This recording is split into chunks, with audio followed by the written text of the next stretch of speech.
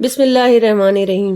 السلام علیکم دوستوں، آپ نے اکثر اپنی بات چیت میں جب بھی کوئی دھن دولت کا ذکر ہو یا خرچ کا ذکر ہو تو ایک دوسرے کو یہ کہتے ہوئے سنا ہوگا کہ کیا میرے پاس قارون کا خزانہ ہے؟ آخر یہ قارون کون تھا؟ آئیے آج ہم اس قارون کے بارے میں جانتے ہیں جس کا ذکر قرآن میں بھی ہے۔ قارون حضرت موسیٰ علیہ السلام کا چچا زاد بھائی اور حضرت یعقوب علیہ السلام کا پڑ پوتا تھا۔ وہ فرعون کے دربار میں بطور جاسوس کام کرتا تھا اور فرعون کے لیے جاسوسی کرتا تھا۔ اس کے بدلے میں فرعون نے اسے اتنی دولت دی کہ اس کے پاس خزانوں کے ڈھیر لگ گئے۔ ابتدا میں قارون توریت کا حافظ تھا، مگر مال و دولت کے حرص نے اسے اندھا کر دیا۔ جیسے جیسے اس کی دولت بڑھتی گئی، اس کا غرور بڑھتا گیا۔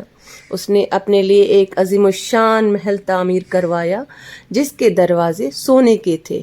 اس پر بڑے بڑے کنگرے بنائے گئے اور تمام کنگروں اور ستونوں پر سونے کا کام کیا گیا تھا۔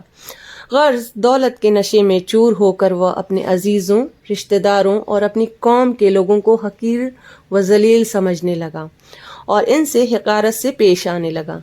ایک بار حضرت موسیٰ علیہ السلام اور ان کی قوم نے قارون کو نصیحت کی جس کا ذکر قرآن میں اس طرح آیا ہے، اور جو کچھ اللہ نے تم کو عطا کیا ہے اس سے آخرت کا گھر بھی حاصل کرو اور دنیاوی حصے کو بھی نہ بھولو، اور جیسی اللہ نے تم سے بھلائی کی ہے ویسی ہی تم بھی بھلائی کرو اور ملک میں فساد نہ کرتے پھرو۔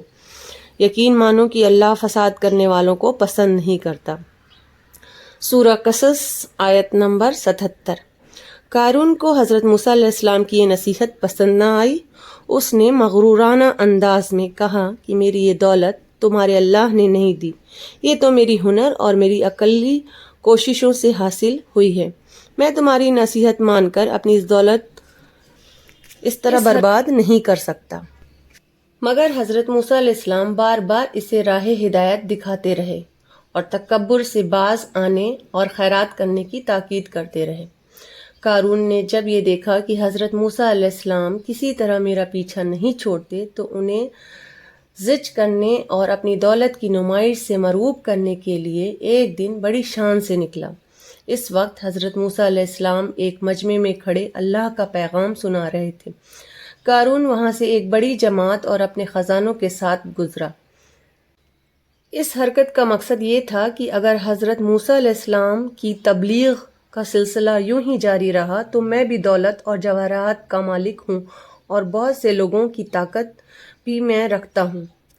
میں ان دونوں ہتھیاروں کے ذریعے موسیٰ علیہ السلام کو شکست دے کر رہوں گا۔ بنی اسرائیل کے لوگوں نے جب قارون کی دنیاوی عظمت و حیثیت دیکھی تو ان میں سے کچھ لوگوں کے دلوں میں یہ جذبہ پیدا ہوا کہ وہ بھی ایسی ہی دولت کے مالک ہوتے، مگر سمجھدار لوگوں نے انہیں خبردار کیا کہ اس کا انجام اچھا نہیں۔ قرآن پاک میں ہے، پھر ایک روز قارون اپنی قوم کے سامنے بڑی شان سے نکلا۔ جو لوگ دنیا کی زندگی کے طالب تھے انہوں نے کہا، اے کاش ہمیں بھی وہ مل جاتا جو قارون کو دیا گیا ہے، یہ تو بڑا ہی نصیب والا ہے۔ اور علم والے لوگ انہیں سمجھانے لگے کہ تم پر افسوس ہے، اللہ کا ثواب بہتر ہے اس کے لیے جو ایمان لایا، اور یہ صرف صبر کرنے والوں ہی کو ملے گا۔ سورہ قصص کی آیت نمبر 79 سے لے کر 80 تک۔ قارون کی سرکشی اور نافرمانی یہاں تک بڑھ گئی کہ اس نے حضرت موسیٰ علیہ السلام پر ایک گھناؤنا الزام لگا کر سارے شہر میں اس کی شہرت کرا دی۔ تب حضرت موسیٰ علیہ السلام نے قارون کے حق میں بد دعا کی، چنانچہ اللہ تعالیٰ کے حکم پر زمین نے قارون کو نگلنا شروع کر دیا۔ پہلے وہ ٹخنوں تک اندر گیا، پھر ٹانگوں تک، اور اس طرح دھنستا رہا۔ قارون نے بہت شور مچایا، معافیاں مانگی، مگر معافی کا وقت گزر چکا تھا۔ ایسے وقت میں بھی اس نے حضرت موسیٰ علیہ السلام پر ایک بڑا الزام لگایا اور بولا، اے موسیٰ، تم میرے مال و دولت پر نظر رکھتے تھے، اس لیے اس پر قبضہ کرنے کے لیے مجھے زمین میں دھسا رہے ہو۔ یہ سن کر حضرت موسیٰ علیہ السلام نے حضرت جبرائیل علیہ السلام کو قارون کی ساری دولت لانے کا حکم دیا۔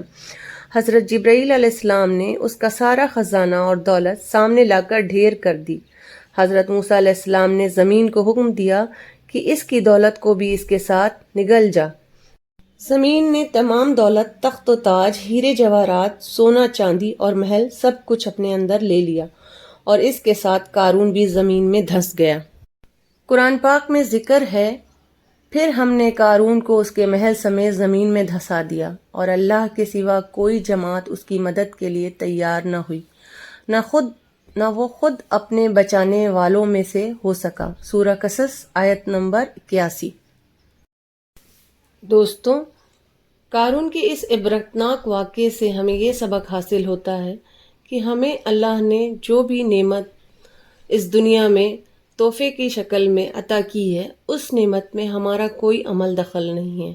وہ نعمت چاہے ہمارے مال و دولت کی شکل میں ہو، ہمارے اولاد کی شکل میں ہو، علم کی شکل میں ہو، وہ سب اللہ کی عطا کی ہوئی نعمت ہے۔